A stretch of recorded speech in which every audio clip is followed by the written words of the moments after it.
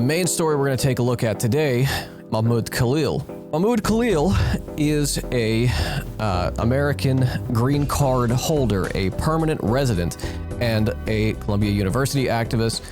And we are going to go over his detainment by DHS. Tonight, a Palestinian activist who helped lead the protest at Columbia University is in ICE custody.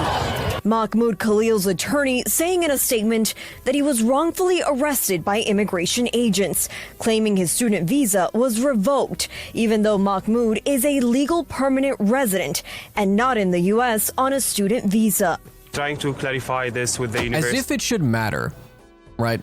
As if it should matter whether or not this person is a student visa holder.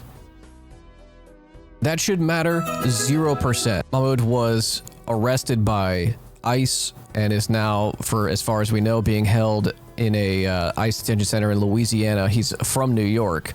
Yeah, I have family that's been here on green cards and gotten citizenships, just came on visas and have stayed on green cards for like a decade. This shit is fucking concerning. Yeah. Khalil was one of the few protesters who shared his name during the protests last year. We want a divestment from the Israeli occupation.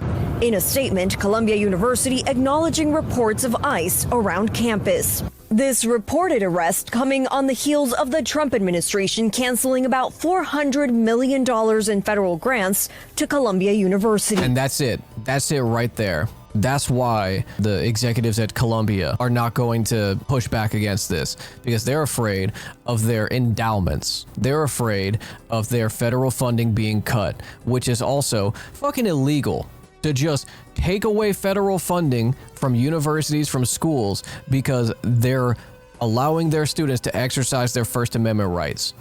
That's illegal. He was just so explicit about this. It was right up there with tariffs in terms of specificity. Trump told donors he'll deport pro-Palestinian protesters. Yeah, I mean, like, yeah, he said he would. Even if not a citizen, he still has First Amendment protections. Yep. Yeah. Yes. Yes, he has First Amendment protections. Non-citizens have it.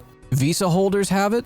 Asylum process immigrants have it. Green card holders have it. They all have a First Amendment right. They can protest. There's nothing illegal about it. I've literally seen liberals say, how can progressives think that Dems have to go further left when the entirety of the world is moving to the right? Trump won. Like, zero principles. They don't stand for anything. Just wear Democrat jerseys and are idiots. It's only going to get worse. Right. If your response to all this is we need to be more right wing so that we can capture the right wing momentum, you can't do that. You can't do that as a lib. You will only make your diehard Democratic Party supporters more right-wing, but you're not going to capture right-wingers. Last night, Emma Vigeland was on MSNBC to talk about exactly this issue. Hochul here recently at Hunter College removed a job posting for a Palestinian studies teaching position, saying she wanted to be sure anti-Semitic theories would not be taught. It's not like they have a very good track record on this either. No, but they should. And yeah, I exactly. point to what I said earlier about the Democratic voters are not aligned with how the leadership is responding here. And right. I think we can demand more of Democrats right now. There was a poll in CNN in February that said that over 70% of Democratic voters are unhappy with congressional Democrats right now and how they haven't stood up to Trump more. And I think that goes hand in hand with the Israel debate here. How can we draw a contrast with Donald Trump and his authoritarianism? When the Republicans talk about free speech, what they mean is, can we say slurs on the internet again? Correct.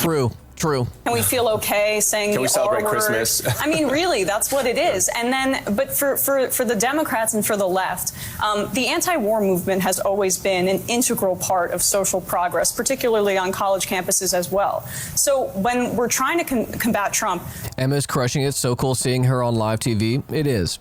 She's doing incredible work. The MR crew is crushing it. Drawing a contrast is as important as anything. And I think to bring young people back on board who have been galvanized by this, seeing images of slaughtered children over and over on their phone. I mean, there was a letter written by 99 physicians, nurses back in October to Vice President Harris and Biden at the time. I'm really glad she's hammering the point that one side is saying we want basic human rights and the other side is saying we want to keep being awful. Right. I've said for many years, like since I started streaming, the number one grievance of the right is posters' rights. They want to be able to be cruel online, in public, in their newspapers, on media. They want to be as cruel and openly racist and bigoted as possible, and they don't want that to be impeded.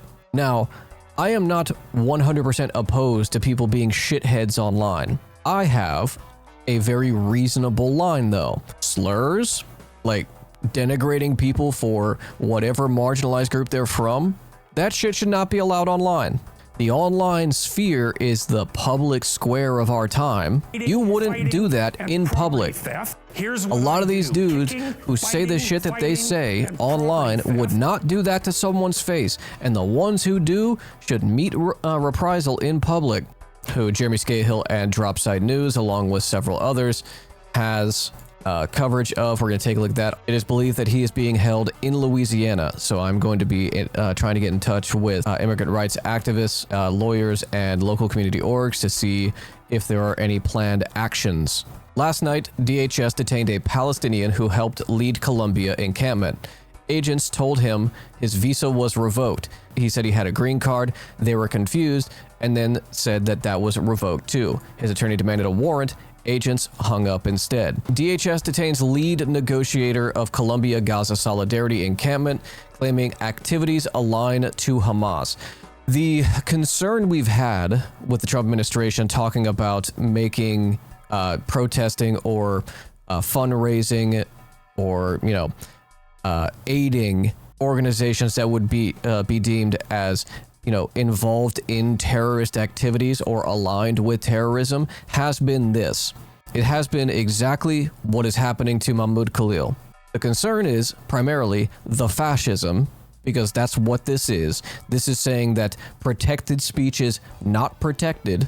Your First Amendment rights to protest your government's actions is no longer in play. It is an open question as to how far that goes. Will that apply to American citizens, like natural-born U.S. citizens, ones who don't have a green card or temporary protected status or permanent protected status? Will it eventually get to that?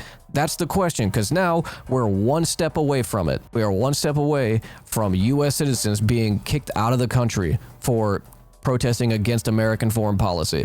New York City, on Saturday night, Department of Homeland Security DHS agents entered a student residential building at Columbia University in uptown New York and detained Mahmoud Khalil, one of the lead negotiators on behalf of pro-Palestinian protesters at 2024's Gaza Solidarity encampment. In a sweeping attack on the First Amendment, the Trump administration said this week it would begin revoking the visas of, quote, Hamas sympathizers. We are already starting off on the wrong foot, on a faulty premise, a lie. On Sunday evening, DHS spokesperson Tricia McLaughlin sent a follow-up statement confirming ICE, quote, arrested Khalil for activities aligned to Hamas on March 9, 2025 in support of President Trump's executive orders prohibiting anti-Semitism, and in coordination with the Department of State, U.S. Immigration and Customs Enforcement arrested Mahmoud Khalil. A former Columbia University graduate student, Khalil led activities aligned to Hamas, a designated terrorist organization. ICE and the Department of State are committed to enforcing President Trump's executive orders and to protecting U.S. national security. This is making up an excuse to detain anyone that does not align with U.S. foreign policy interests. This is not about anti-Semitism. This is not about public safety. This is not about terrorist sympathies. This was, to remind everybody, the Columbia student protest. He was a lead organizer for the Columbia student protest, a nonviolent, lawful student protest that was broken up by cops that ended up firing off a shot in the building that they were occupying. Remember that. The cops brought out all their fucking tanks and equipment to break a fucking window to get into the building and then popped off a shot accidentally because they were using their guns as flashlights. Someone said this on Twitter.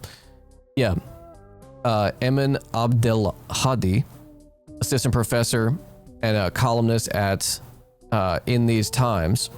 If faculty at Columbia do not revolt over Mahmoud Khalil's kidnapping by ICE coordinated by the university, truly all is lost. there has to be mobilization around this. There has to be. What the government is doing is engaging in what's called viewpoint discrimination by taking the official stance and curbing political free speech views. This is unconstitutional. Of course it's unconstitutional, but it's also beyond that.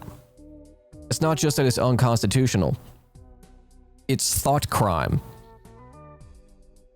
You can't make the assertion that they were supporting Hamas or they were engaging in activities that were aligned with Hamas if an activity like protesting your tax dollars and your tuition going to a genocidal apartheid state that's doing ethnic cleansing, if that is aligned with Hamas, you are only making Hamas sound like the good guys.